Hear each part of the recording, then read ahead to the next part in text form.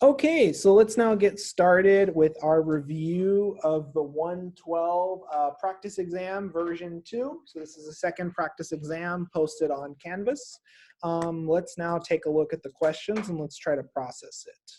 So in question 1, we're asked to show all major resonance forms of the following molecule. We are to use arrow pushing notation to show the movement of electrons. And we're supposed to place a box around the resonance forms that are the largest contributing structures. And we should label all carbons that have a partial negative charge and all nucleophilic carbons, which is mildly redundant, but nonetheless is all encompassing. Okay, so we start off with an anion centered on the lowermost carbon of our 5-membered ring.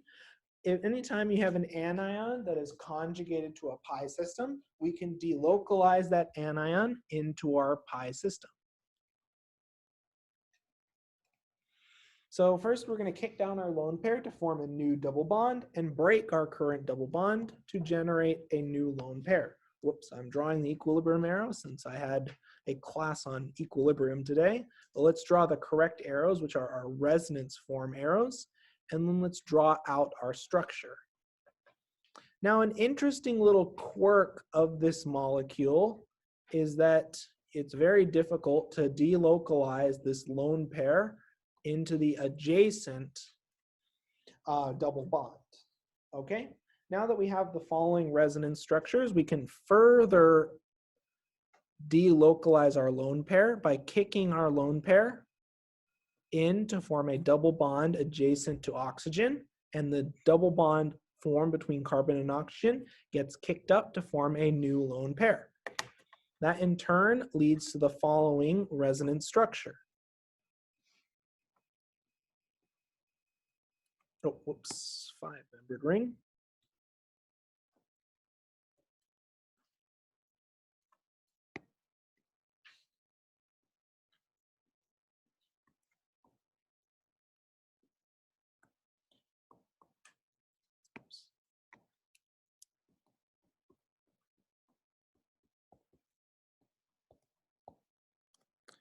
Perfect. Are there any other major contributing resonance structures that we can draw for this molecule? No, not really. The double bond in the adjacent 5-membered ring, although this is a conjugated system, you cannot in any way looking at the resonance structures, delocalize our lone pair into that double bond. Does that make sense? Okay. So what's the largest contributing structure? What structure has the most favorable arrangement of charges? The third one, yep, because it places a negative formal charge on oxygen. So this is our most favored resonance structure. Now, from each of these resonance structures, we can in turn label our nucleophilic carbons. So redrawing our structure one more time.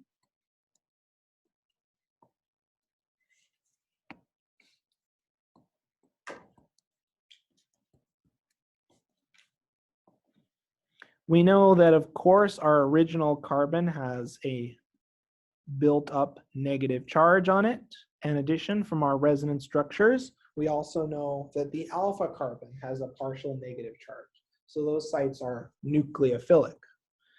Are any of the carbons found in the adjacent 5-membered ring, do any of those carbons have a partial negative charge via resonance?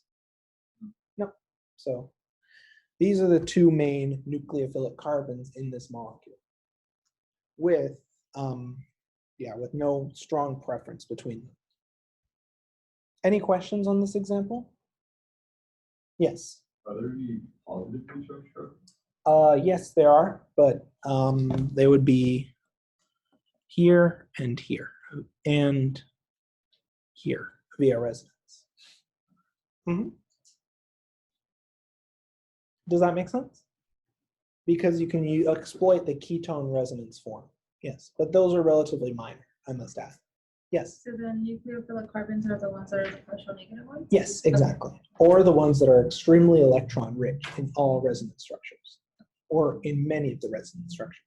Okay. Yes? So on the exam, are you only going to want, I guess, for for going off of this problem? Yeah. Like, you know how you stop at those 3 residue? Yes, because those are the only major contributors, the ones that satisfy the octet rule and have a reasonable arrangement of formal charges. So if we had like a similar question, we wouldn't have to know the partial positive? Not unless explicitly asked. Okay. Yeah.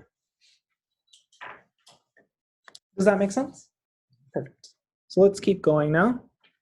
So we're asked to circle and name each functional group. So this is somewhat memorization. So first and foremost, this arrangement of ROR is known as an ether.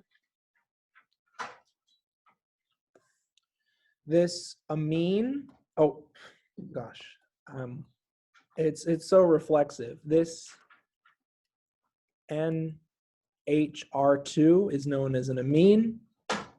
This cyclic ether that's exactly a 3-membered ring is known as an epoxide. This arrangement where you have a carbon-oxygen double bond with 2 alkyl groups adjacent is known as a ketone. In the case where we have an alkyl group followed by an alkoxide group, this is known as an ester. So a ketone and ester are fundamentally different functional groups. Does everyone notice the distinction between the arrangement of atoms in a ketone versus an ester? So an ester is a unique arrangement of atoms where you have a carbon-oxygen double bond with an alkyl group on the left and an alkoxide group or an OR group where R is any alkyl group on the right. Does that make sense? Okay. Finally, this carbon-carbon triple bond is known as an alkyne. And this cyclic system that's completely conjugated, especially since it has a total of 6 carbons and 6 electrons conjugated in the pi system, this is known as an arene. Other names for this group are a phenyl group, but arene is the more general functional group term. Okay, perfect. So I think we've named all of them, right? So now our next step would be to label all of our sp2 and sp hybridized atoms. So then each of these carbons, I'm going to use the red dot for sp2. So all of these arene carbons are sp2. Our ketone carbon is sp2. Our ester carbon is sp2. What about this ester oxygen? Is this ester oxygen also sp2? Via resonance effects, does it have a substantial amount of sp2 character? Yes. So this oxygen prefers to adopt an sp2-like hybridization as based on its contribution via resonance. So just to draw that out for everyone to see. So we have our 2 lone pairs. We can kick our lone pair down and generate the following resonance structure, which, although minor, does contribute to the overall geometry, just like what we observed for amines, right? This sp2 character is far less pronounced, but it does affect the overall geometry and the fact that many esters prefer to adopt a relatively planar configuration with respect to oxygen. Does that make sense? Okay. Now we're going to use a different color for our sp hybridization. So for blue, we're looking at our sp hybridization. And what atoms are sp hybridized? What functional group has sp hybridized atoms? The alkyne. The alkyne, exactly. So 1, 2 atoms are sp hybridized. Does that make sense? Okay. Any questions on this example? Don't be shy to ask questions. This is really here for you. I've done organic chemistry for a long time, so this is review for me, but I want to make sure any questions that you have are answered. Yes. Is there any more sp2 or is it just the? Well, let's see. Are there any other lone pairs that are adjacent or conjugated to a pi system? Are there any other atoms that don't have a natural sp2 hybridization that we haven't already accounted for? That double bonded oxygen is sp2? Which one? Yes, you can consider these double bonded oxygens to be sp2. That would be perfectly acceptable. For For that, you get a little bit pedantic in that technically they're unhybridized, but you can mark these as sp2 and you get full credit. That's a perfectly fine interpretation. Yeah. Any other atoms that you have questions about in this molecule?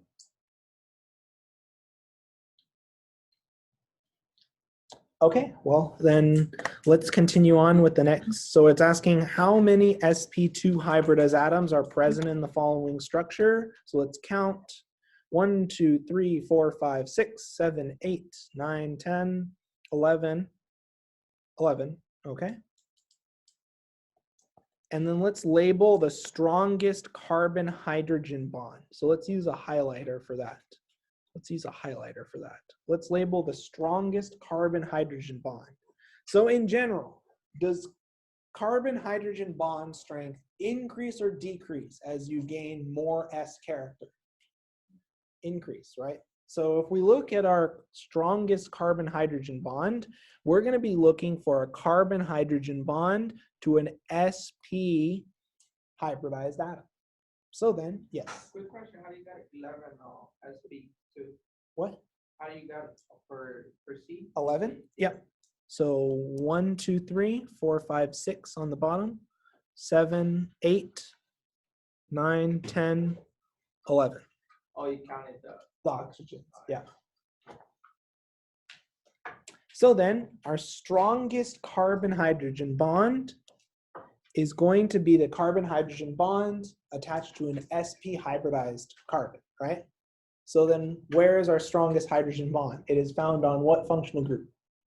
The alkyne, right? So let's highlight that with our highlighter. So this bond is going to be our strongest.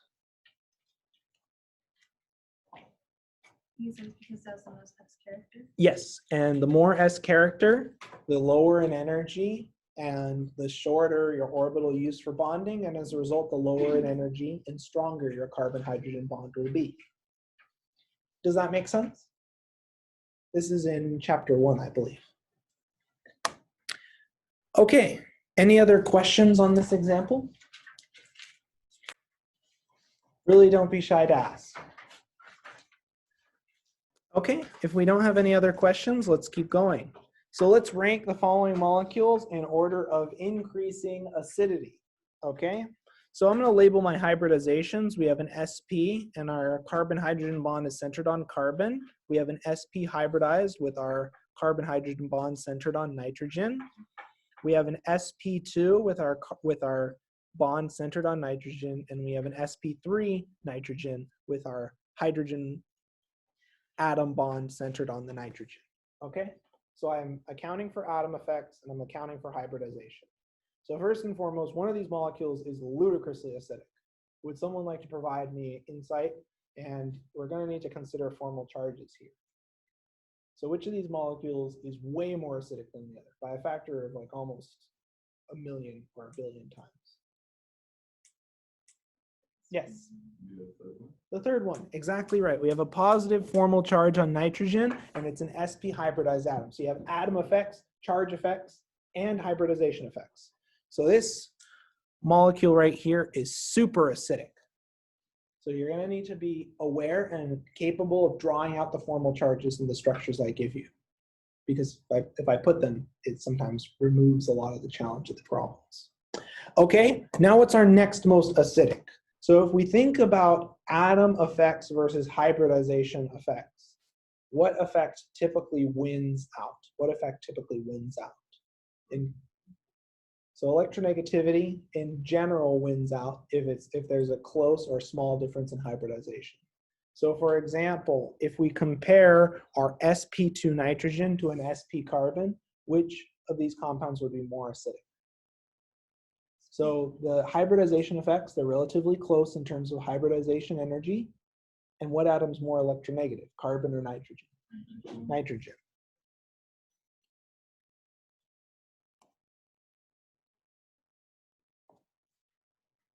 Now, additionally, what's the formal charge on this nitrogen?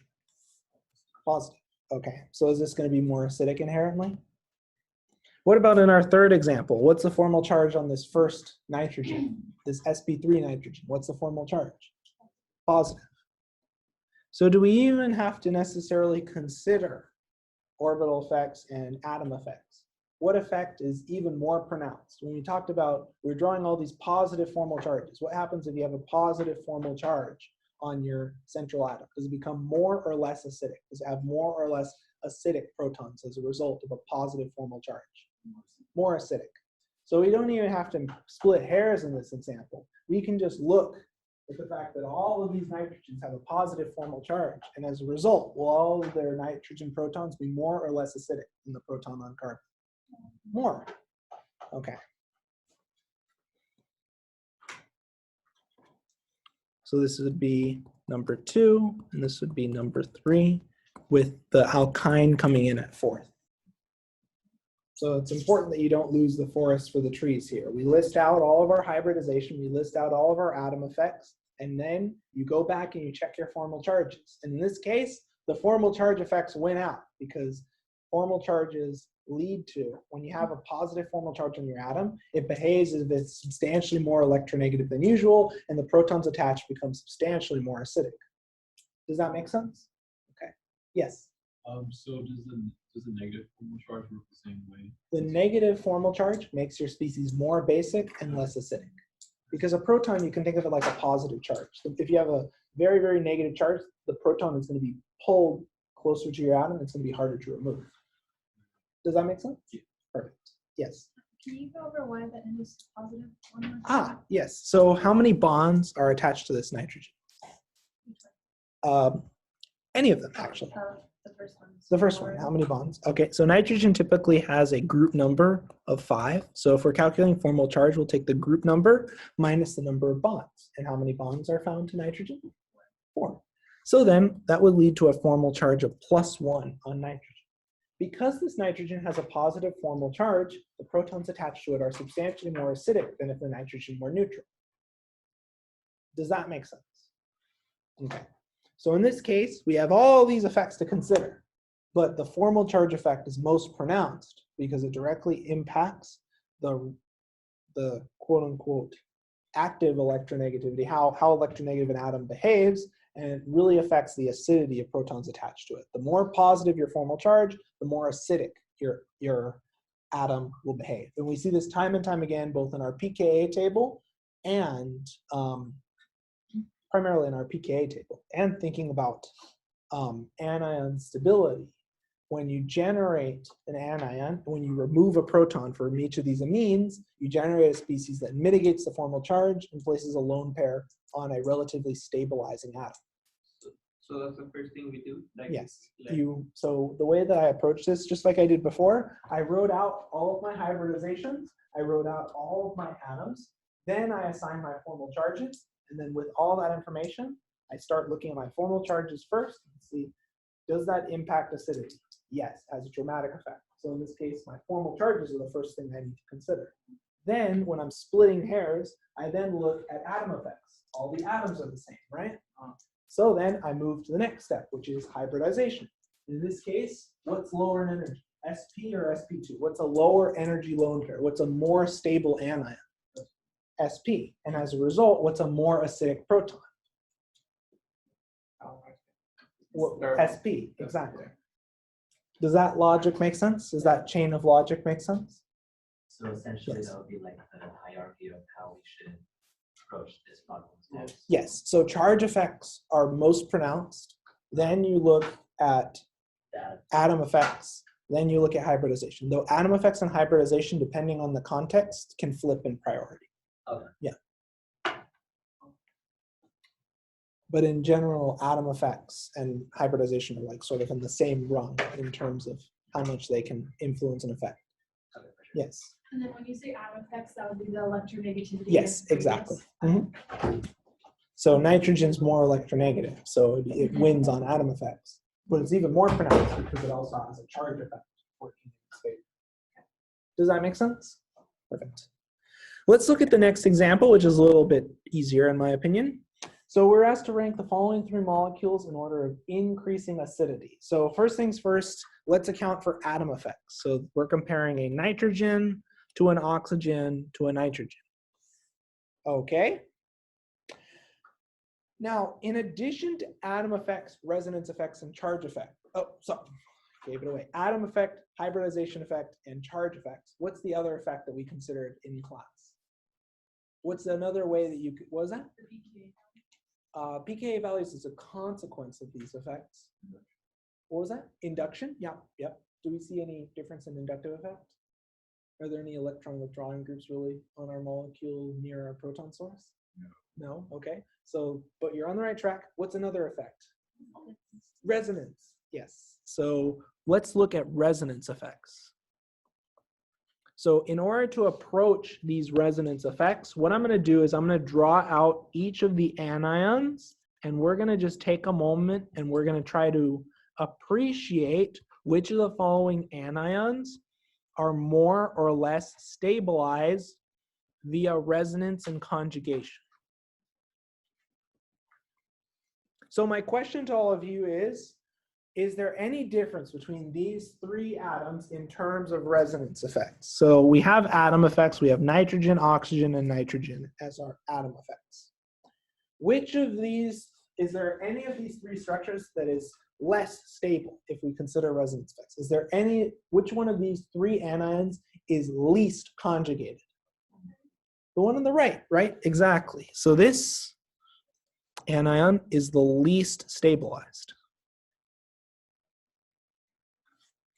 Because this anion is the least stable anion, both by resonance and if we compare atom effects, is nitrogen the least electronegative atom?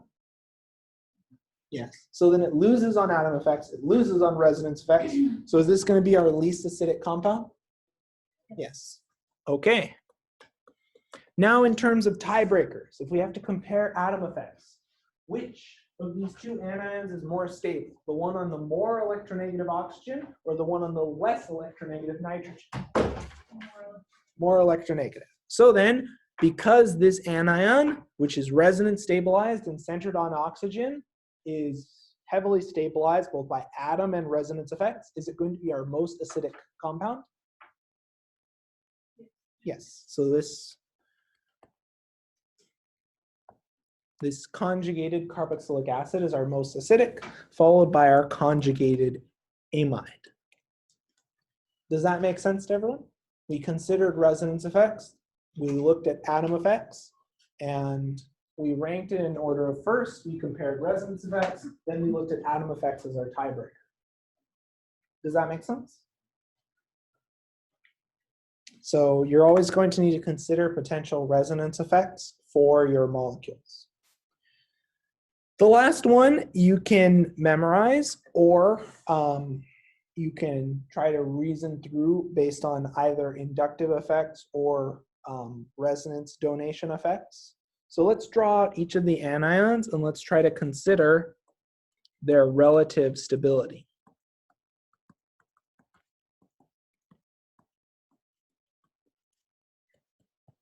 So first we have the anion derived from nitromethane.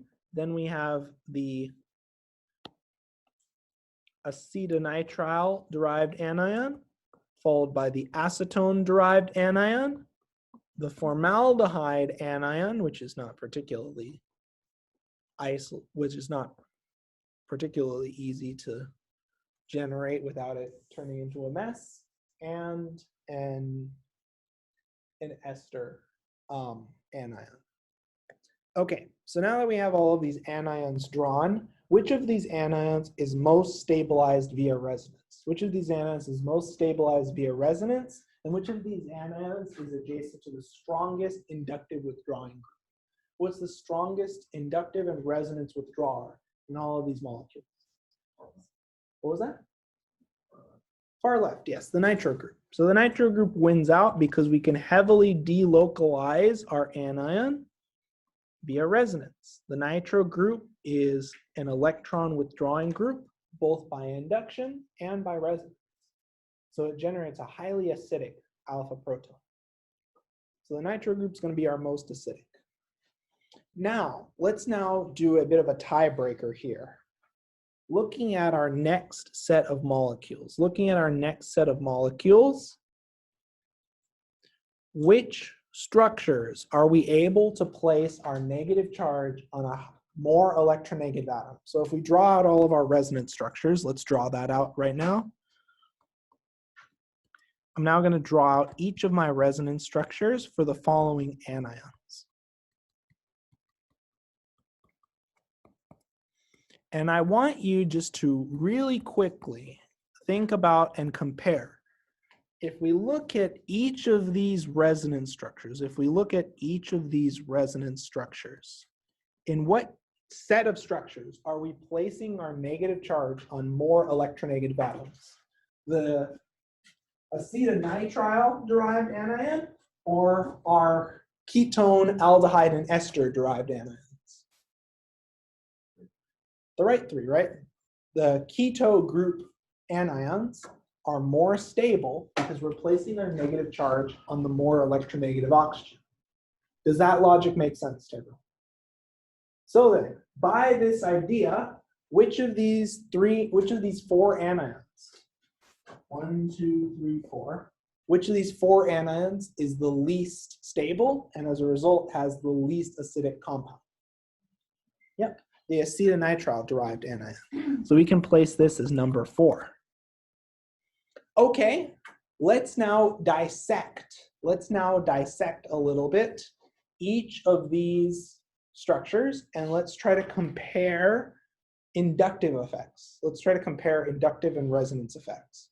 Does one of these structures experience resonance donation?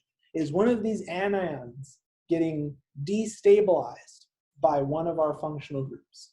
So which of these 3 structures can we draw resonance donation that destabilizes our anion? Which of these structures has a resonance donor? Something with lone pairs adjacent to our pi system that is donating electrons. One on the far right, yes. Esters experience resonance donation. So this ester right here, let me label this in red. This ester is a resonance donor. And as a result, this resonance donation, as we talked about last time, does resonance donation stabilize or destabilize an anion? If you put more electron density into an electron-rich species, such as an anion, does this anion like it when you shove a ton of negative charge right next to it? No. So it's a destabilizing event. So resonance donation destabilizes your anion. So as a result, what's the next least basic? What's the next least acidic? Sorry. No. Yeah. So we can immediately rank the ester as number 3. Now for ketone versus aldehyde. Ketone versus aldehyde. Just from our experience with the pKa tables, if we've been paying attention to our pKa tables, which one's more acidic? Which one's more acidic? The ketone or the aldehyde? Aldehyde is more acidic. But our goal isn't just to put, oh, there are 5 here, sorry. 5, 4, 3. But our goal isn't just to put a number. Our goal is to explain it. So let's compare. We're gonna talk just about our 2 substituents. So we're comparing a carbon versus a hydrogen. And although this difference is really subtle, what is more electronegative, carbon or hydrogen? Carbon. What is more electronegative? Let's look at our electronegativity table. Let's go all the way to our chapter 1 lecture set. And this is something where it doesn't seem very important, but it can make a huge difference. So let's go all the way to the top. Sorry, give me one moment. The lecture notes are sometimes slow to render because there are so many files in there. Give me one moment to pull it up. Let me just switch to the keyboard controls so I can get to that really quickly.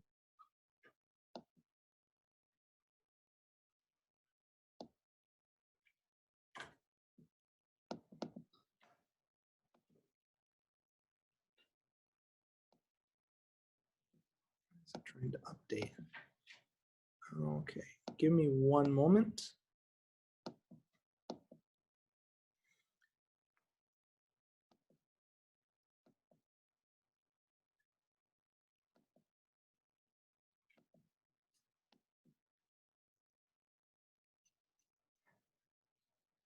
It's a little bit slow to load. Give it a second.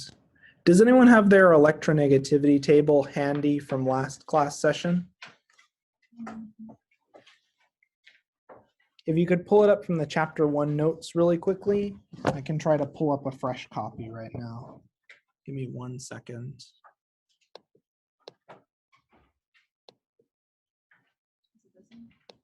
Yep. So what's more electronegative, carbon or hydrogen?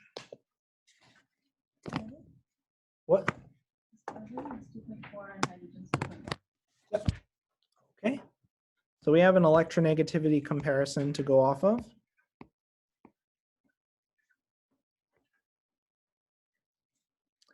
So when we compare these two atoms, let's consider inductive donation effects. Let's consider inductive effects associated.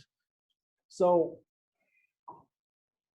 if we look and we compare, so we've established and we've said that, so we've established that from our electronegativity table, what is more electronegative? Carbon. Carbon, okay. So the main distinction between when we look at a ketone versus an aldehyde has to do with the amount of electron density that can be donated by each of the following substituents. So if we compare a hydrogen to a carbon atom with multiple hydrogens attached, what species is going to be more electron rich? What atom is going to be more electron rich? The carbon or this hydrogen? Yep, the carbon's going to be more electron rich. Exactly right. So then, because this adjacent carbon is substantially electron rich, if it's adjacent to an electron deficient carbon atom or adjacent to an electron rich carbon atom, what will this electron rich carbon atom do? Will it donate or will it withdraw electron density? Donate. So this alkyl group donates some electron density into our system via induction. So just like electron withdrawing groups withdraw electron density, electron rich groups will donate. And if we compare an alkyl group versus a hydrogen, the alkyl group is a stronger inductive donor. Now, why is that problematic? If we have this alkyl group donating some electron density, what's going to happen to our anion stability? Will it increase or decrease? Well, it'll decrease. So then what happens to the acidity as a result? It decreases. Okay. So this is the opposite of the effect that we observed with monochloro, dichloro, and trichloro substituents. And the reason why I include these types of questions on this is because in later classes, a lot of these pKa values are going to be something that you'll need to be able to recall on memory and rationalize. Because a lot of these keto derivatives, their differences in pKa allow you to exploit their differences in reactivity. I would expect you to be able to definitively answer these first 3 assignments 100%. This last assignment is mainly my way of checking for higher order reasoning. And that's a relatively difficult assignment unless you're quite familiar with a pKa table and unless you're quite familiar with practice examples in the book on inductive donors. Does that make sense? So is everyone clear on the rationale behind our rankings? So the nitro group is the nitro alpha proton is most acidic because the nitro group is electron withdrawing and inductive withdrawing. The keto derivatives overall are the next most acidic set of compounds because they place their negative charge that you can draw and delocalize your anion via resonance on more electronegative atoms, right? Okay, so atom effects. Next, comparing each of these 3 groups, we rank them in terms of resonance and inductive donation effects. In the ester, we have a resonance donor, which pushes electron density into our anion and destabilizes it, right? Does that make sense and why this anion is so unstable? Now, if we compare that and we look at the alkyl group versus hydrogen, your ketone versus your aldehyde, alkyl groups in general are stronger inductive donors than just aldehyde, just hydrogens. And as a result, the overall anionic system generated from an aldehyde is less electron rich. And as a result, because it's less electron rich, it overall is more stable. There's less electron density being pushed into our atom compared to our ketone. And as a result, the aldehyde alpha proton is more acidic. These are relatively small differences by a factor of 10 to 100, but they can add up. A nitro group has a pKa that's substantially more acidic than any of these other compounds with a pKa of around 9. Does that make sense? Okay. So the goal is to be able to develop a ranking and have a rationale to support your ranking. If I see your rankings incorrect, I'll look at your work, such as resonance structures, atom effects, and the explanation you provide in order to assign partial credit. So you really want to be able to not just put numbers in the ranking. The ranking is completely irrelevant. I'm going to change the compounds. But understanding how to rationalize the ranking is the skill that you want to develop. Does that make sense? Okay. Let's now look at another set of compounds, and let's arrange the following molecules in order of increasing basicity. So this one's a fun one here. So let's list each of the effects in each of these compounds. So in this first compound, what effects are impacting anion stability? Do we observe resonance effects?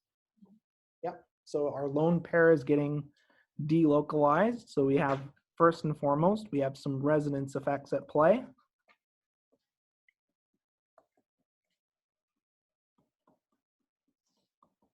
And is this acyl group? Is this keto functionality adjacent to our amine? Is that keto functionality withdrawing or donating?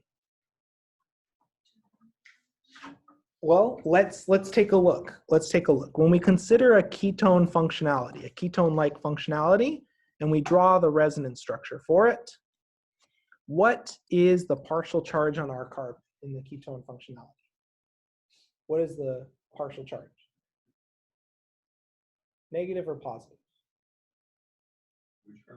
On the ketone carbon, right here. What's the partial charge? We kicked our electron density up. Positive. Yep. So then, considering that we have a partial positive carbon atom adjacent to our nitrogen, is that carbon and this overall keto functionality going to be withdrawing or donating by an induction? Withdrawing, exactly. So we have resonance and we have an inductive withdrawing effect.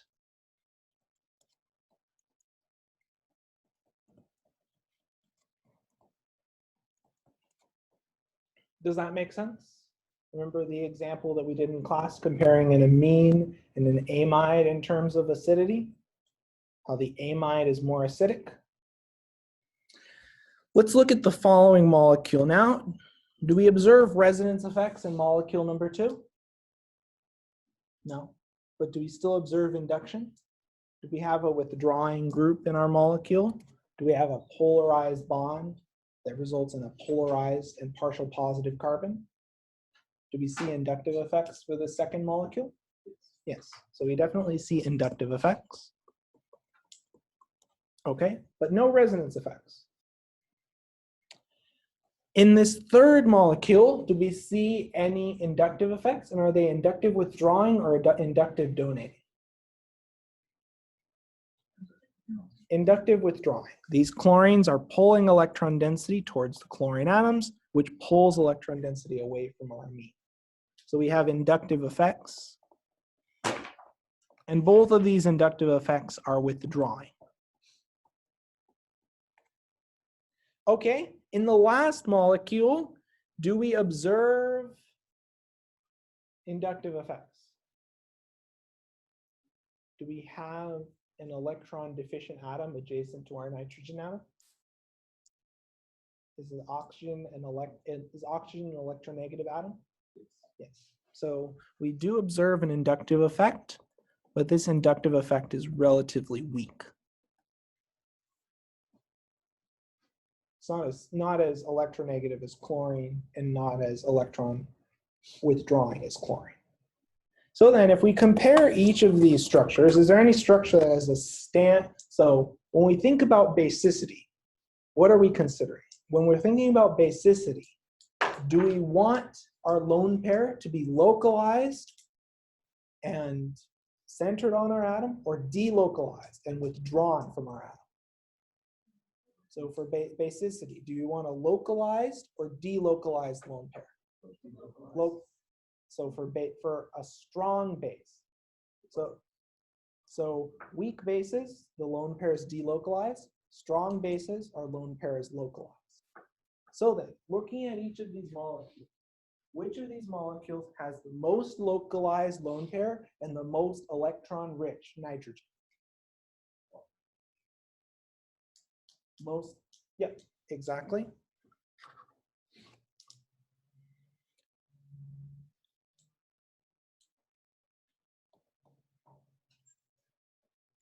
Now, which nitrogen is most delocalized and the weakest base? Which nitrogen is most withdrawn? Which nitrogen is most electron deficient? What was that? This is the far left. Yep, the amide nitrogen. So this is number 4. It's our least basic because that lone pair is heavily spread out via resonance, heavily delocalized, and that acyl group is inductive withdrawing. Now let's compare these two molecules.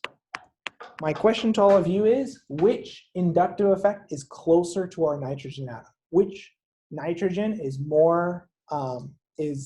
less electron rich? Which nitrogen experiences a greater inductive withdrawing effect? Which one? The one on the right, exactly. And why is that? Are the chlorines closer or farther away? Closer, exactly right. So this would be number 2, and by default, this would be number 3. Does that make sense? So inductive effects scale by distance, but they also heavily depend on the identity of the withdrawing group. This acyl group is far more electron withdrawing. You can think of a keto group in terms of withdrawing effects, very similar to if you had two alcohols attached or 2 ethers attached. Yes. So for the ones with the chlorine, if it's more withdrawn, would that make it more acidic? Oh, yeah. So if it's, yes. So then in terms of basicity, it would be the second least basic. Sorry about that. There we go. Because that lone pair is, that nitrogen is relatively electron deficient, and that lone pair is substantially less basic as a result of these inductive withdrawal effects. Yes. And is that nitrogen flowing towards the chlorines? Yes. So this lone pair, the electron density on nitrogen is being pulled towards the chlorine, which are electron inductive withdrawing.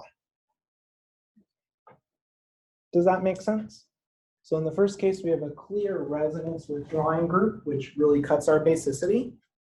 In the second, so this is why this amide is our least basic, number 4.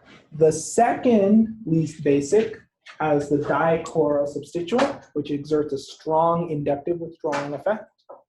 Then the keto functionality exerts a strong withdrawing effect that beats out our single inductive withdrawing group. And then finally, our ether exerts a weak but non-negligible inductive effect. And that's why it's the most basic molecule. Does that make sense?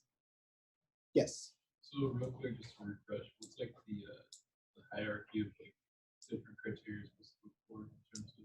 So in this case, you try to look for, so resonance effects are relatively large.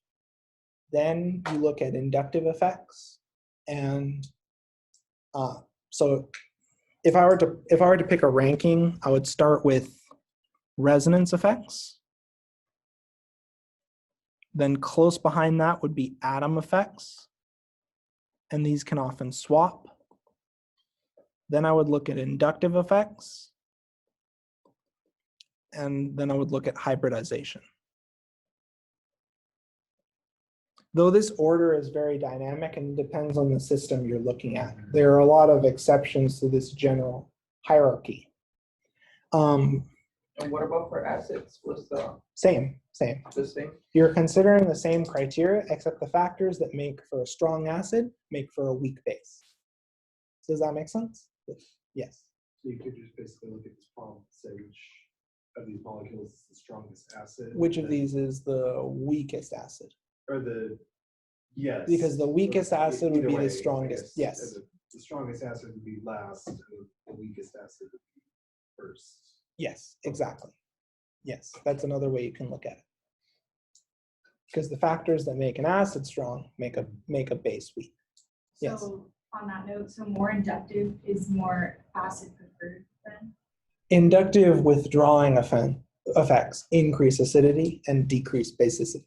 Okay, is that a stabilizing component? Yes, inductive effects stabilize your negative charge, since that negative charge, instead of being solely centered on one atom, is being withdrawn by these inductive withdrawing groups, and as a result, that negative charge or that lone pair, that electron density, is no longer sitting exclusively on one very electron-rich atom. It's being either placed on a less electron-rich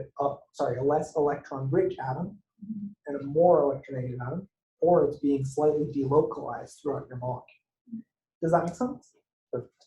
Yes. So the more delocalized something is, it's more acidic. The more delocalized the conjugate base is, the stronger the acid. Okay, The so- more delocalized a lone pair is, the less basic the lone pair is. Okay, so Does that meaning, make sense? The more you move around. The more the more the resonance. charge can be delocalized, the less basic that charge is, and as a result, the stronger its conjugate acid would be. Does that make sense? Perfect.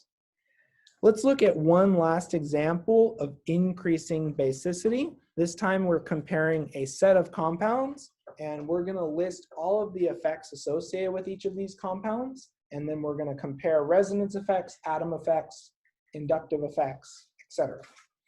So, looking at this aromatic thiol looking at this thiophene.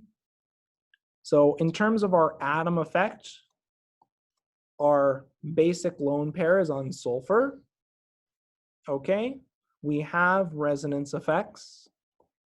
We can delocalize this lone pair throughout our conjugated system. Wonderful. In the second molecule, which is a furan, our atom containing our lone pair is oxygen. And we can delocalize our lone pair throughout this system. So there are resonance effects. Likewise, in this pyrrole structure, what is our atom effect? What atom are we placing our lone pair on? Nitrogen. Okay, and do we observe resonance effects? Is this lone pair conjugated? Is it? Can we draw resonance structures that delocalize this lone pair throughout our system? Yes. Okay, let's now look at pyridine. So for our atom effects, this is on nitrogen. It's present on sp2 nitrogen. And is this lone pair on pyridine localized or delocalized? Localized. This is a localized lone pair. And then finally, in the following heterocyclic structure, yes? In the last one, can the double bonds still resonate? Yes, they can, but it doesn't affect the lone pair localization because the lone pair isn't actually being delocalized. The lone pair electrons exclusively belong to nitrogen. So even though the system is aromatic and stabilized via resonance, the lone pair is not delocalized via resonance. So when we're looking at resonance, we only care about the lone pair. We only care about the basic lone pair or the lone pair generated when you make your conjugate base. Okay. Yeah. So let's look at this heterocyclic species in terms of atom effects. We're on a nitrogen, and what's the hybridization of that nitrogen? What's the hybridization of that nitrogen? sp3, exactly right. So then, is this lone pair localized or delocalized? Is this lone pair conjugated in any way? It's localized, exactly right. Okay, so now that we have all of our effects listed, if we think about basicity, we want a highly localized lone pair on an atom that is not extremely electronegative. So what's our most localized lone pair? What's our most localized lone pair, the highest energy lone pair? So when we think about basicity, you're primarily looking to try and find the highest energy lone pair. So which molecules, the ones on the resonance stabilized molecules or the localized lone pair molecules, which ones have the highest energy lone pairs? The localized, yeah. So we're gonna now put a dividing line and let's try to think, looking at these two molecules with localized lone pairs, which one has the highest energy lone pair, the most basic lone pair? sp2 or sp3? What's the highest energy orbital? sp3 or sp2? sp3. So then, this first system is our most basic, followed by pyridine. Does that make sense? So this is localization effects. Finally, we're now going to look at these resonance stabilized aromatic systems, and we're going to look at their relative lone pair basicity. So looking at each of these atoms, when we talked about lone pair stability, for atom effects, which of these three atoms has the least stable atom effect for their lone pair, least stabilizing atom effect? So in general, in terms of atom effects, anions are stabilized by large, relatively electronegative atoms with size effects winning out, right? So what's our smallest, least electronegative atom for our resonance stabilized? Nitrogen. So nitrogen would be our next most basic. And then what's after nitrogen? What's after nitrogen? What's our next smallest, least electronegative atom? Oxygen. Yep. Remember, size effects win out over electronegativity. And then finally, what's our largest and most electronegative atom? Sulfur. Exactly. This is in chapter 2, our discussion of atom effects. Does that make sense? Yeah, so sulfur's lone pair Is not very basic. Okay, it prefers So the lone pair is delocalized, and it's on an atom that heavily stabilizes that lone pair electron density. So that lone pair is not very reactive. Because the base is so stable, the acid is much less stable. Well, the acid by comparison is much less stable. Does that make sense? Okay. So first we look at localization effects, then we looked at atom effects. Does that make sense? Perfect. Any other questions on this example? Any other parts that you want me to unpack? Yes. Sorry, so for No problem at all. For the lone pair one, Yeah. where for the nitrogen on that very first Yes, number one. yes. It's on it, yes. It's localized because if we were to move that lone pair, it really would Is it conjugated to any system? Is it adjacent to any pi system? No. No. So then it's localized. It can only be delocalized if it's conjugated and delocalized via resonance, which requires the lone pair to be in a p orbital adjacent to a pi system. So the number 3 is conjugated. Yes, it is. Because you notice how the lone pair is adjacent to a set of pi bonds, a set of pi systems, and it's found in a p orbital. I think so. Okay. Is this making a little bit more sense? So it's none of the effects that we haven't seen before. It's just asking you to look at somewhat conflicting effects and provide a rationale that resolves them. This is why it's important to be familiar with your pKa table. If you compare pyrrole to pyridine, pyrrole is roughly 1,000,000 times more basic, just by comparison. Oh, sorry, this isn't quite a pyrrole, but this aromatic system. This hydrogenate system, my bad. So looking at these aromatic systems, you're very rarely going to actually want to protonate them. They're very rarely going to want to act as very capable bases, due to the fact that if you do protonate each of these species, you're not only attempting to react a heavily delocalized lone pair, but what's also something really special about each of these molecules. There's one other effect that we can bring up that makes these lone pairs particularly unreactive or particularly weak basic lone pairs. Looking at all of these systems on the left, what do we describe a conjugated cyclic system with 6 electrons? Aromatic. And are these aromatic species particularly stable? Are aromatic systems in general particularly stable? Yes. So because these systems are aromatic as well, you have a particularly low basicity and low reactivity for their lone pairs. You don't need to invoke that explicitly in this case. You can get through with atom effects and delocalization effects. But really, there is a dramatic difference between the compounds on the left and the compounds on the right. Does that make sense to everyone? Okay. So let's now keep going with a few additional examples, and let's finish up this practice exam. We're still making pretty good time. If we were taking this exam as students, we would still be perfectly on track to finish. Okay, so let's take a look at the following 2 molecules. Let's list the pKa of each reactant and product, and then determine whether reactants or products will be favored at equilibrium. Okay? Now, this example requires you to think a little bit creatively. So we have our acid here. We have our base here. So the base is going to abstract a proton, and we're going to generate the conjugate base and our conjugate acid.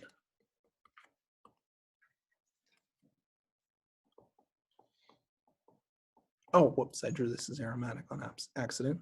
There we go. Okay, so let's look at our pKa table and let's assign the pKa's of our acid and conjugate acid. And to help us with this process, I'm going to have us invoke an analogy. Because even if we don't have something explicitly written in the pKa table, we can estimate.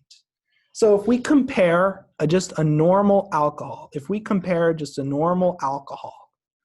pKa is about 17, right?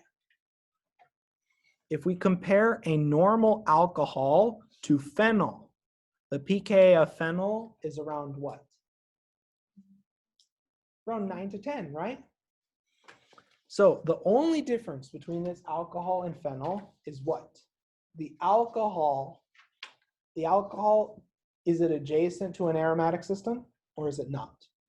Not. And in phenol, is our proton, is our atom attached to the acidic proton adjacent to an aromatic system?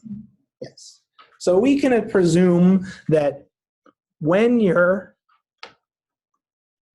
acidic functional group is directly adjacent to an aromatic system, it increases your acidity by roughly a factor of 7 from your pKa. Just order of magnitude ballpark. This may not be the same for every compound, but it allows us a way of estimating our pKa's. This protonated amine, we definitely know the pKa of. So what's the pKa of this protonated amine, roughly? Protonated, yep, it's about 9 to 11.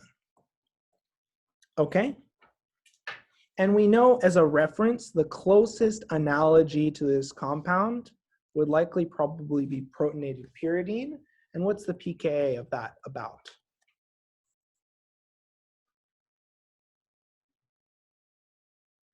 What's the closest analogy that we can find from the pKa table for the acid on the left? Or using this idea that if we compare a phenol and an alcohol that has a pKa difference of 7, what would we expect to be the pKa of this acid on the left? If it's very similar to our alcohol versus phenol example. If having our acidic atom adjacent to an aromatic system leads to a pKa difference of around 7, what would we expect the pKa to be of this acid? About? 2. Yeah, about 2 to 4, which closely matches the pKa of protonated phenol, which is approximately around 2. So we not only have direct evidence from our pKa table to back up our assertion, but we have a qualitative comparison that can also help our assignment. On the exam, the exact pKa values are not going to be rated as highly as the next question. Comparing these two acid-base pairs, comparing our reactant and product pKa's, even in relative terms, which of these species are favored at equilibrium? Reactants or products? Which conjugate base is more stable? The base found in the reactants, which is localized, or the base found in the products, which is delocalized? Products. So this reaction overwhelmingly is product favored. Does that logic make sense? You should at bare minimum be able to write out the acid base, write out the conjugate base and the conjugate acid, and you should be able to, comparing their structure, just like we did in our acid comparison section, assign which conjugate base is more stable and what species is favored at equilibrium. And when in doubt, you can recall your pKa table and try to draw analogies. And that's what I was trying to show here. We don't need this analogy. We don't need these pKa values to solve this problem. But they're nice to have as they provide us another piece of evidence to help justify our answer. Does that idea make sense to everyone? The idea of there's no reason not to consider as many pieces of information as you can. Yes. Is the reason why the conjugate acid is NH3 is it because it lost a lone pair, so it gained a hydrogen? Yes, so the base, the lone pair, will abstract a proton from our acid, and as a result, our lone pair is being used to form a bond with hydrogen. Does that make sense? Any other questions on this example? Okay, let's look at one more. So in this case, we have our acid, which is a protonated ketone, and our base, which is dimethyl ether. So in drawing out our reaction mechanism, we're going to draw our reaction arrow from our lone pair on the base to our bond to hydrogen. We're going to break our bond to hydrogen and generate a new lone pair on our acid. That in turn leads to the following products. So we get out acetone and protonated dimethyl ether.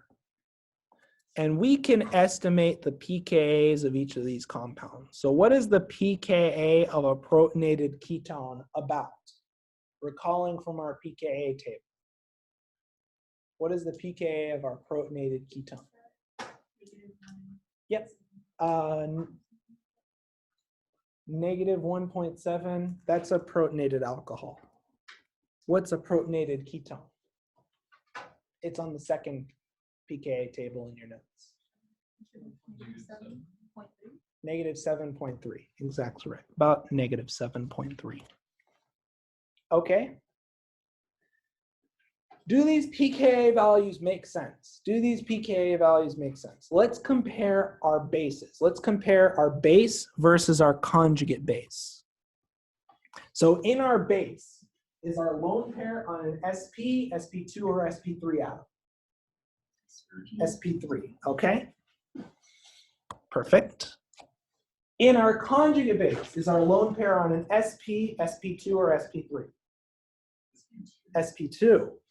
So then, in terms of orbital effects, which of these conjugate bases would we expect to be more stable? What lone pair is more stable, an sp3 orbital or an sp2? sp2. So what species is favored? The base on the left or the conjugate base on the right?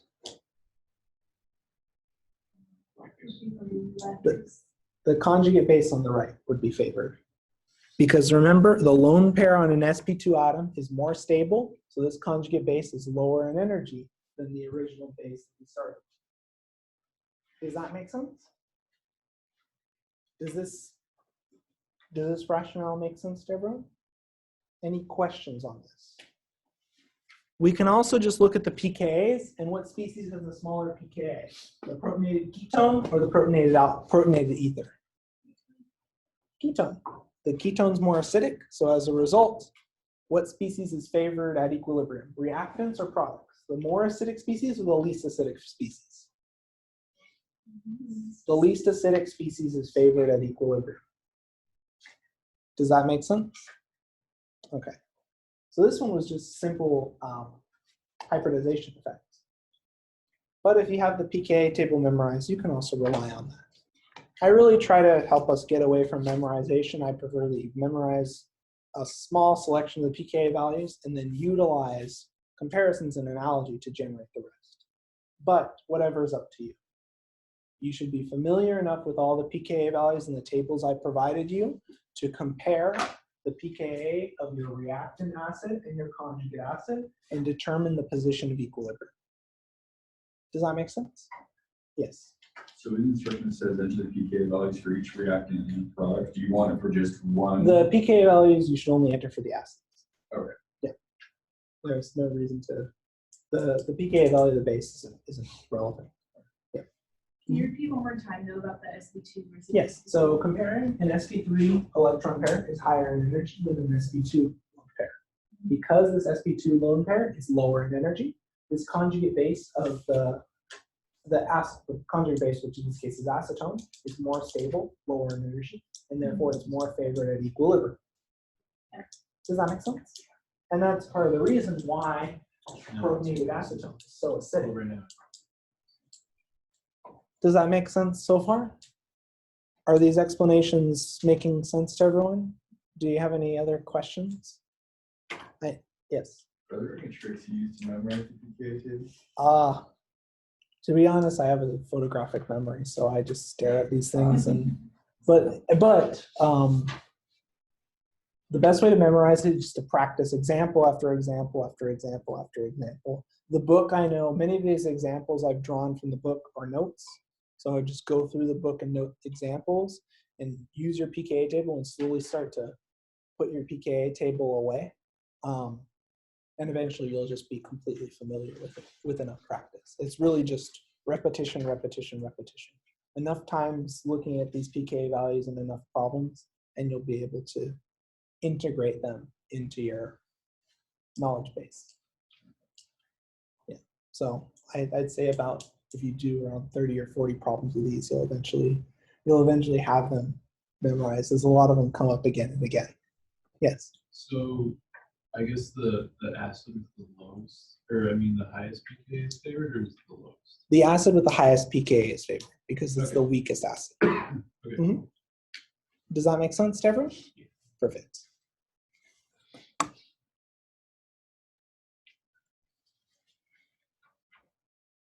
Okay, let's now rank the following molecules in order of increasing boiling point. So the way that we handle this is, and I've really provided some scaffolding for you, is we're ranking the intermolecular forces. So in compound A, which is non-polar, what's the major intermolecular force? London, yep. In compound B, what's the major intermolecular force? Hydrogen bond. Yeah, let's focus on the major intermolecular force. So it's hydrogen bond, and we have one of them. In compound C, what's the major intermolecular force, and how many of them do we have? Two hydrogen bonds. And the reason why you want to count the number of potential hydrogen bonding interactions is because if you double the amount of hydrogen bonding interactions, the intermolecular forces are much stronger, right? In compound D, what's the major intermolecular force? Dipole, dipole. Okay, and now for the tricky one. Compound E is designed to test your critical thinking. And what is the major intermolecular force in compound E? It's just three. London, yeah. Why? Both of our dipoles are going in opposite directions, so we have 0 net dipole.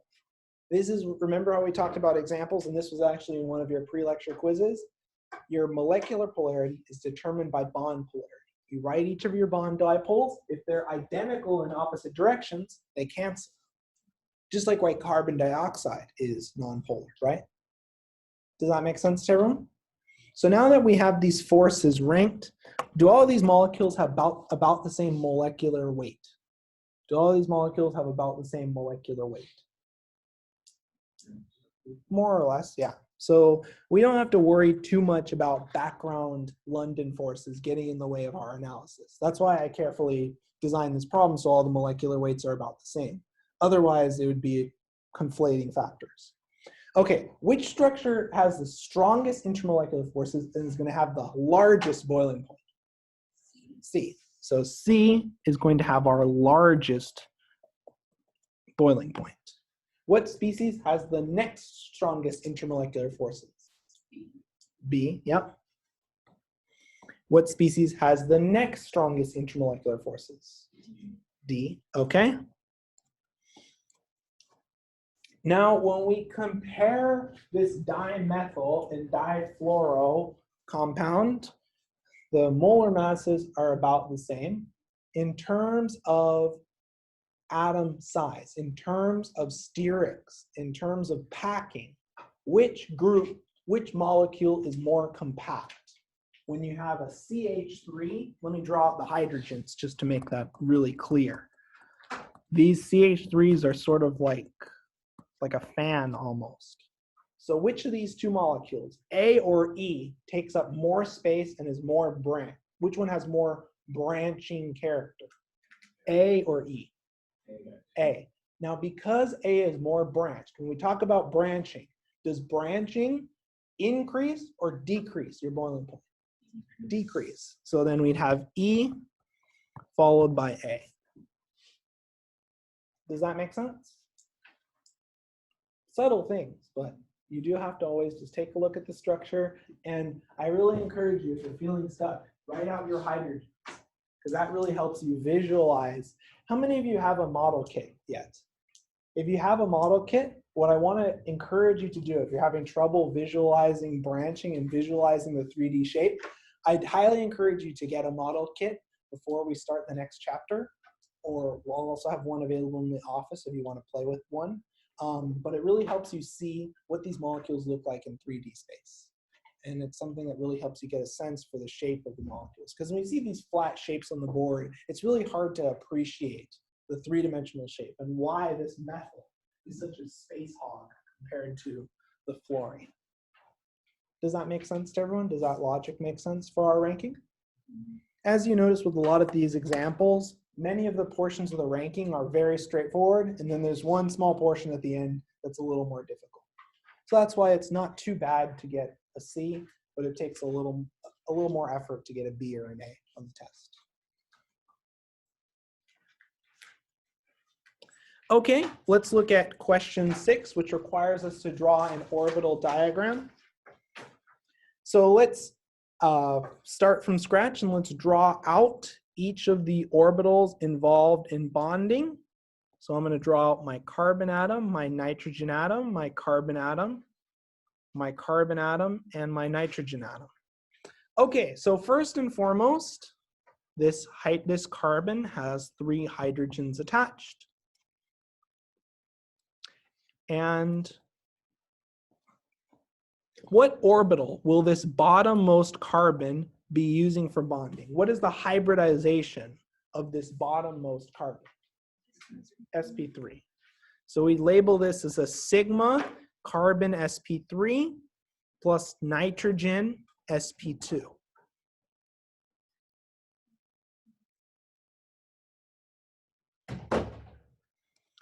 Okay, this nitrogen is going to form a total of 2 sigma bonds and 1 lone pair, with the lone pair held in an sp2 orbital. Is everyone following so far from my assigned hybridizations? The nitrogen in it is sp2, and it's going to form a sigma nitrogen sp2 plus carbon sp2, because the carbon that's bonded to the nitrogen is also sp2. Now, how do we portray a double bond? What orbitals overlap to form a double bond or a pi bond? What orbital? P orbitals, exactly. So we're going to draw out our 2 p orbitals, making sure our p orbitals are phased. And then we're going to show the interaction of our p orbitals, and we'll call this a pi nitrogen 2p plus carbon 2p. Does that make sense? Now we're going to continue drawing the rest of this molecule. So the carbon is bonded to a hydrogen. We'll label this as a sigma carbon sp2 plus hydrogen 1s. Any questions on our orbital labels so far? So a sigma bond is composed of an overlap between 2 orbitals. In this case, our carbon is contributing a hybrid sp2 orbital, and the hydrogen is contributing a 1s orbital. Does that make sense? Sigma bonds are single bonds, pi bonds are double and triple bonds. Now we have a single bond between the 2 adjacent carbons. And this single bond would be a sigma carbon sp2. And what is the hybridization of this nitrile carbon? What's the hybridization of this nitrile carbon? Sp. So it would be carbon sp2 plus carbon sp. Perfect. We're going to draw another sigma bond between carbon and nitrogen. We label this as sigma carbon sp plus nitrogen sp. The lone pair of the nitrogen is kept in an sp hybrid orbital. Anyone have any questions so far? Now, how do we represent a triple bond? How many pi bonds do we have in this carbon-nitrogen triple bond? 2. Okay, so we're going to draw them using our 2 p orbitals. First, we're going to use our vertical p orbital. So this is our first pi from carbon 2p plus nitrogen 2p. And then where is our second p orbital? Is it vertical or horizontal? Horizontal. So now we're going to use our second p orbital and form a second pi bond. So this is a pi carbon 2p plus nitrogen 2p. And just to note, is this entire system conjugated? Is our entire pi system conjugated? Do we have a set of parallel p orbitals going from the bottom nitrogen to the top nitrogen? Yes. But is one of our pi bonds cross-conjugated? Yes. So that's the key feature I want you to be able to take away with this. So just to draw what I mean, I'm going to show this in blue. The following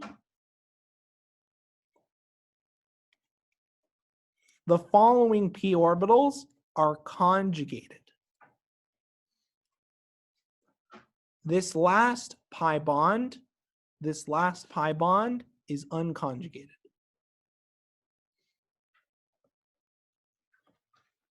Because it's perpendicular. Remember how we discussed this in class? The idea of cross-conjugation?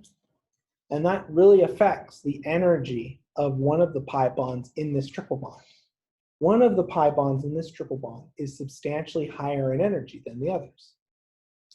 And that's due to the fact that one of these pi bonds is not conjugated, not parallel to our pi system.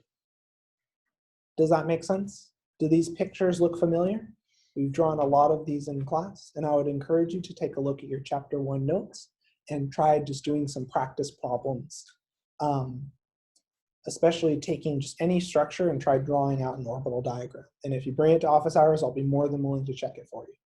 Don't be shy to just bring any problems you have. I'm more than willing to answer your questions. Does that suffice for this problem? Is everyone satisfied with the drawing, does everyone, yes. In terms of formal charges, are Yes. there any formal charges? Nope, none of them. Yeah. But it's just a generic question just to make sure. If there are, you should account for them. Just a side note, this should really be drawn linear. This the two bonds should be 180 with respect to the carbon. I just drew it slightly bent so it's easier to see, because otherwise it would just be this giant line with a bunch of scribbles in the middle. I just want to emphasize once again that since this carbon is sp, this bond angle should be 180 degrees. I just drew it slightly distorted to make it easier to see.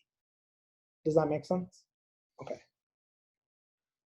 Any other questions on this problem? If not, let's keep going.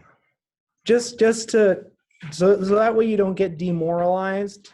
The practice exam version 2 was one of the harder ones that I made. The version 1 is closer in difficulty to the actual exam. This one has had a little less, this is where I put some of the more difficult questions. But the concepts that you see and the distribution of concepts addressed in each question is the same in the exam and practice exams. They're all gonna broach the same topics with different questions. Okay, so let's look at elimination. So let's read this question and let's process what they're trying to say. Epoxide elimination, epoxide opening proceeds through a carbocation intermediate with elimination occurring adjacent to the atom with the most stable carbocation. Okay, so considering the elimination reaction for compound 1, let's try to explain why cation 2 is generated preferentially over cation 1. So what's the main distinction between cation 2 and cation 1? Which of these cations is more stable via resonance? Cation 2, exactly. So we can draw multiple resonance structures for cation number 2.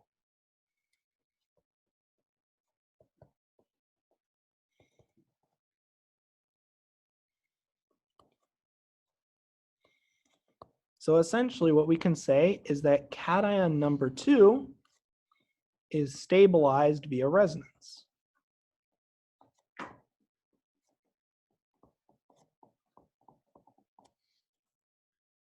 Simple as that.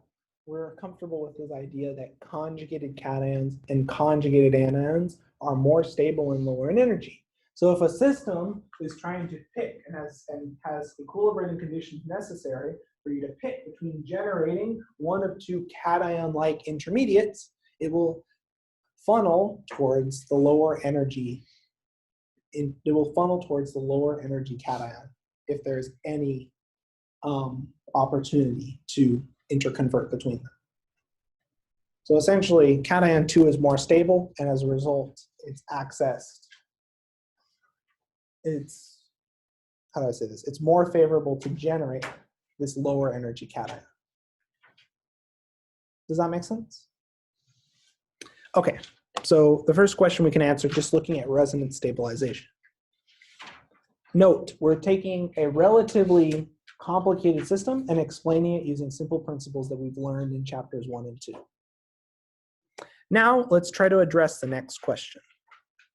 So reaction of this intermediate cation number 2 generates 3 unique products. So let's try to explain why 3 products are generated, and let's try to show the cation that leads to each product. Okay, so this is essentially a game where we have to draw some resonance structures here. So we have 3 unique products to work with.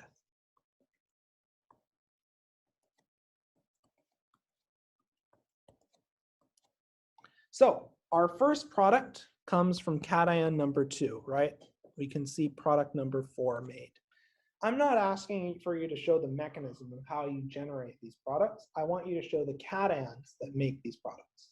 So what am I asking for fundamentally if I'm telling you to draw some resonance structures to justify your answer? What do I want to see? Electron pushing, and if we have 3 products, how many major resonance structures should we expect to see? 3, exactly. So let's do some electron pushing. So we'll push the double bond adjacent, and we're going to delocalize our cation. Have we done an example of delocalizing a cation very similar to this in the notes? Yes, we have. So we have another cation at this position that in turn leads to product number 6. Okay, we have one more elimination product. So can we draw one more resonance structure? Yes, we have a cation adjacent to a pi bond, so we can kick our double bond over and generate the following resonance structure.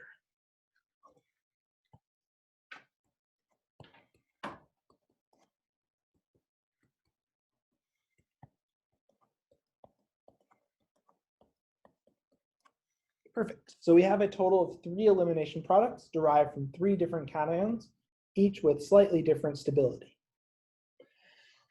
Now, let's take a moment and let's try and... So is there anything else that we need to complete our answer, or have we shown the sufficiently each cation that we are going through to access each of our 3 products?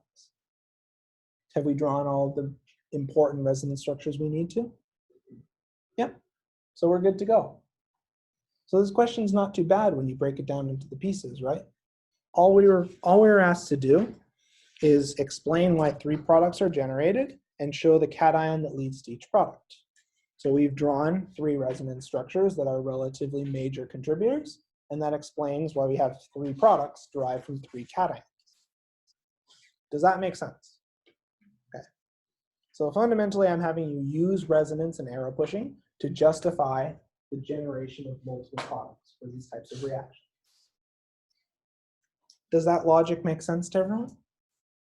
And we've done this arrow pushing time and time again, right?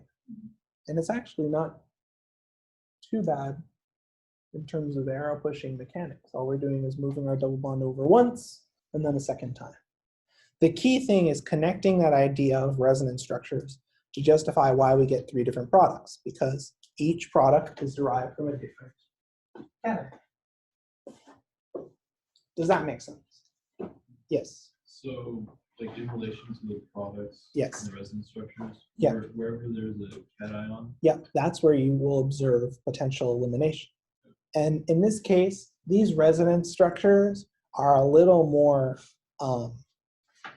salient than just normal resonance structures in terms of the hybrid, but they're essentially telling us at these 3 sites, 1, 2, 3, we have the potential for elimination to occur and generate a unique product. Mm-hmm. Does that make sense to everyone? This idea of drawing resonance structures to justify different products? Okay. So let's tackle question 8. So given the following formula, we're going to have to draw a structure with this exact given formula. So we need to draw a structure with a stronger carbon-oxygen bond and no formal charges. Okay? So we're going to try to optimize our carbon-oxygen bond strength. So what's the strongest carbon-oxygen bond that we can generate? So what are some key traits of a strong carbon-oxygen bond in our structure? Triple bond, but is that common with no formal charges? No. So what's the closest best thing? Double bond, okay? So we're gonna wanna have a ketone-like functionality. Okay, so we have 6 carbons to work with and 9 hydrogens to work with, 1 nitrogen and 2 oxygens. Okay? One little shortcut that I like to use for constitutional isomers is I like to compare my number of carbons and hydrogens. So let's now try and take our atoms and arrange them into a reasonable arrangement that has a ketone-like functionality.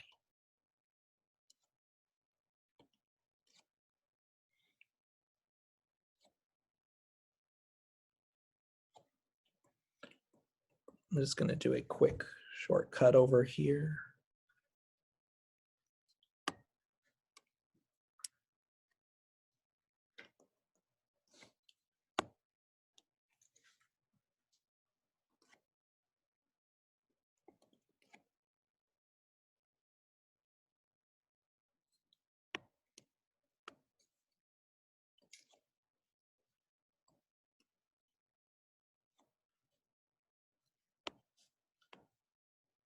There are many different structures you can draw. I'm just trying to think of one that fits the requirements.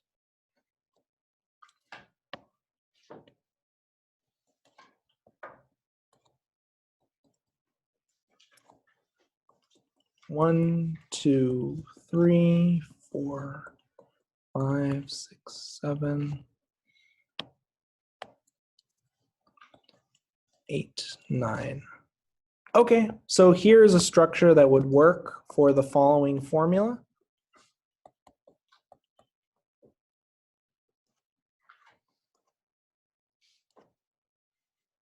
So we have 1, 2, 3, 4, 5, 6, 7, 8, 9 hydrogens. We have a total of 6 carbons, 1 nitrogen.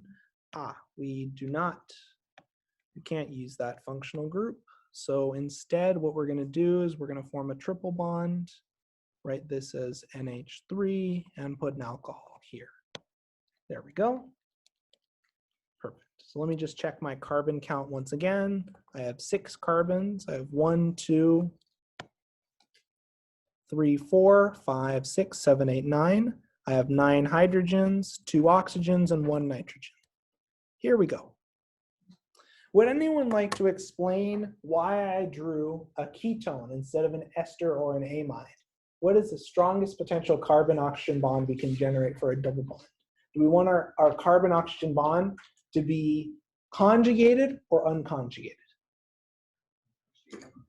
So a stronger carbon-oxygen double bond, is it conjugated or unconjugated? The shortest carbon-oxygen double bond. Is it conjugated or non-conjugated? So for an example, if we compare acetone versus an amide, for example, which of these carbon-oxygen bonds is stronger? In which of these structures do we have more double bond character in our carbon-oxygen bond? The one on the left, right. Because for our amide or ester, we can generate the following resonance structure. And as a result of this resonance structure, we have less double bond character in our carbon-oxygen bond. Does this idea make sense to everyone? So when I ask you to draw strong bonds, I'm looking for localized bonds that are non-conjugated. If I want you to draw low energy bonds, you want them to be highly delocalized and highly conjugated. Does that make sense? So the main thing I'm looking for, you can draw whatever you want around this molecule, but I better see a carbon-oxygen double bond that's non-conjugated and highly localized. Does that make sense? Okay, so let's draw a structure that has a proton with a pKa between 8 and 12. What is a pKa between 8 and 12? What common proton has a pKa between 8 and 12? Amine, sure. You can draw an NH3+. That is one valid structure. What's another proton with a pKa between 8 and 12? We just saw it earlier in this exam.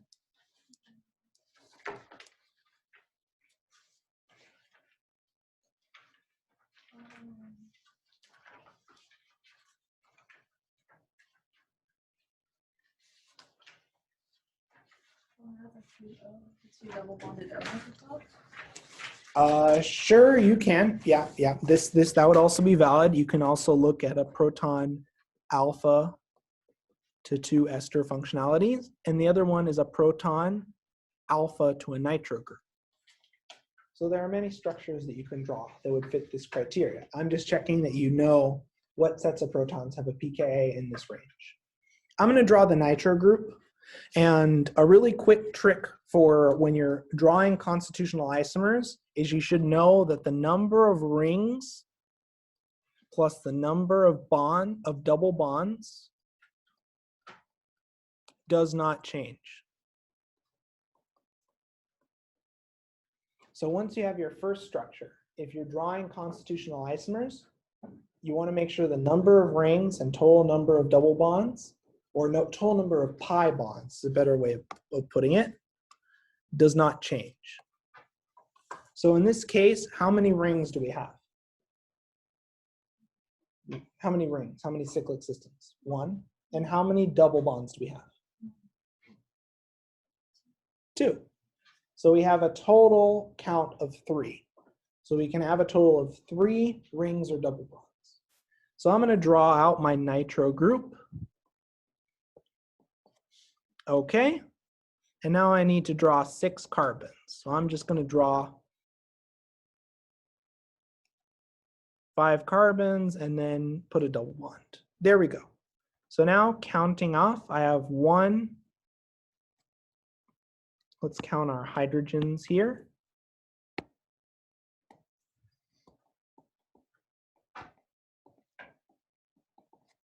Let's make sure that our hydrogen is not vanillic, so we don't run into issues with lowering its pKa further. So we have 1, 2, 3, 4, 5, 6, 7, 8, 9. So we have 9 hydrogens, 6 carbons, 1 nitrogen, and 2 oxygens. So this is a nice little shortcut that I like to use when drawing constitutional isomers that helps save me time in terms of having to count from scratch and worry about whether or not I've accidentally drawn a structure with too many hydrogens. So the number of rings and number of pi bonds doesn't change. And this is a nice shortcut to quickly go through constitutional isomers. Does everyone recognize how we read the statement and we're able to process what functional groups to draw?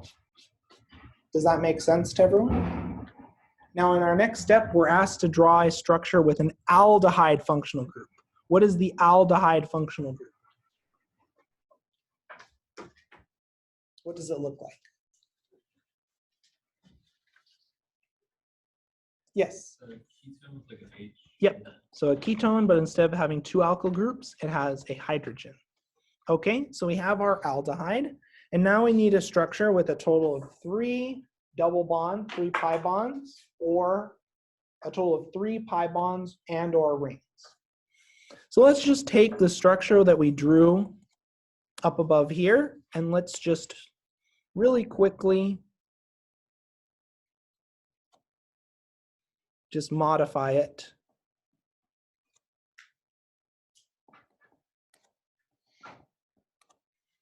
Perfect. So this structure has a total of 3 double bonds or rings, and it has an aldehyde. And counting off, we have 6 carbons, 1 nitrogen, 2 oxygen, and then 1, 2, 3, 4, 5, 6, 7, 8, 9 hydrogens. Perfect. So we have the same number of atoms, just with a different connectivity. Does that make sense? Perfect. Any questions so far? Yes. So on the test, so I noticed on the other practice exam, they gave you structure. Yes, this one yes, didn't. yes. This What would we one, expect? this you'll get an actual structure. Yeah. But you can still answer these questions even without a given structure. I don't know why. When it's posted on Canvas, it sometimes eats one of the structures. But yes, you'll see a structure. Okay, let's now draw a structure that contains an alkene and an alcohol. What is an alkene representing? Carbon-oxygen double bond. Oh, carbon-carbon double bond. And what about an alcohol? OH, okay? So we need the following motifs at play. So let's draw out our motifs. And you know, this is where I really like being lazy. Did I already give you an answer for that? Did we already draw a reasonable answer to that question? Yeah, so let's just do that. No need to reinvent the wheel, you know. If you answer the question, you've answered the question. There we go. So does this structure have an alkene and an alcohol? Yeah, it does. So no reason not to be lazy. Okay, let's draw an ester functional group, a structure with an ester functional group. What is an ester? The ketone with an oxygen. Yep, exactly. So it's of the form RCO2R. So what I'm going to do is I'm going to draw my ring. I'm going to draw my ester. And the only problem is an ester really pinches the number of carbons that you're allowed to have. So I'm just going to make my ring smaller. Draw out a methyl ester. So I need a structure with a total of 3 double bonds or rings. Currently I have 2. So what do I need to do? Add a double bond, okay. And now I have 1 amine left over, so I'll just put that NH2 right here. So counting our carbons, 1, 2, 3, 4, 5, 6.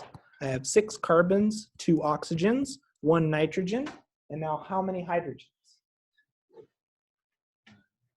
1, 2, 3, 4, 5, 6, 7, 8, 9. So we still have 9 hydrogens. This is where this shortcut is really useful, since it always makes sure your count is right. Now, of course, there are hundreds of structures you can draw to answer these questions. And that's the point, because I really want to see some creativity and originality. And don't be shy to repeat your answer if you have a structure that satisfies multiple different conditions. Any questions on this problem? No? So even looking at our time, even going through it step by step, we're still within bounds to finish on time. So, okay, so for our extra credit question, explain why para-nitrobenzoic acid is more acidic than meta-nitrobenzoic acid. Draw resonance structures of the conjugate bases. So what I'm going to do is I'm going to draw each of the conjugate bases.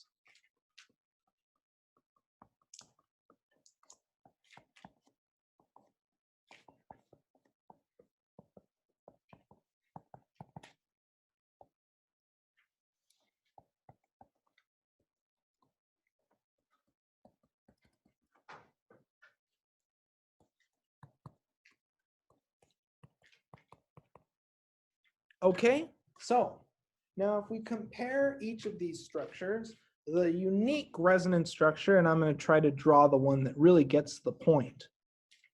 In meta-nitrobenzoic acid, it is difficult to delocalize our anion into the nitro group.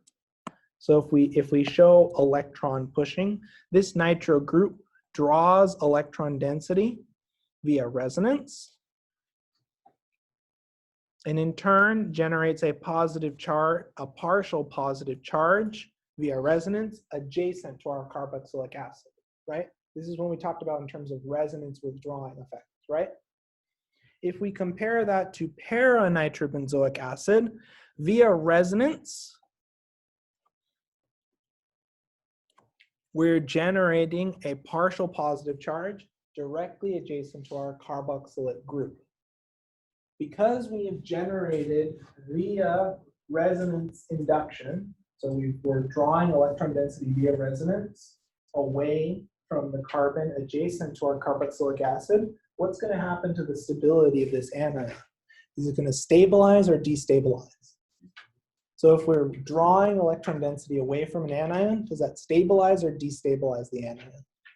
Stabilize, exactly.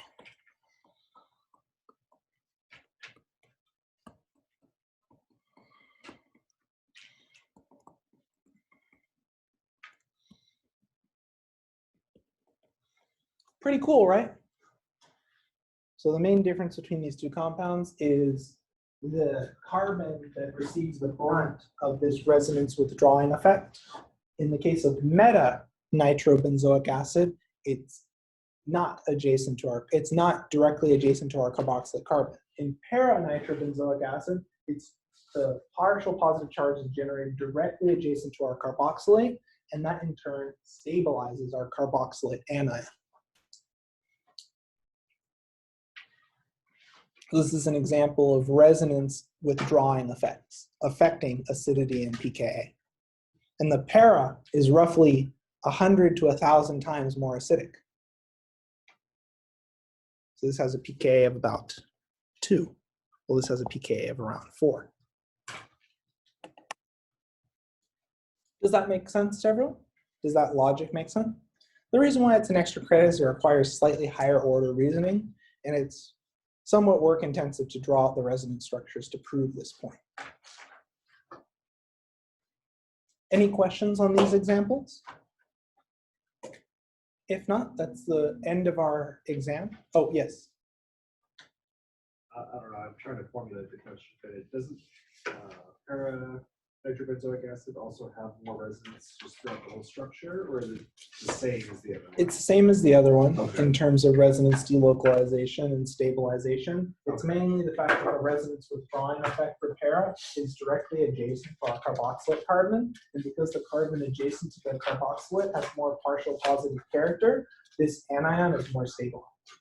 And you can see this even more explicitly when you look at meta versus para-nitro phenol. And in those cases, you can explicitly see how this anion can be delocalized into the nitrate. So if you want to do an additional example just to practice, I would recommend comparing the following two structures. So this is meta-nitrophenol, and I want you to compare it to para-nitrophenol. So this is the same meta versus para acidity problem. And this one, it's very easy to see how the inductive effects and resonance withdrawing effects impact pK.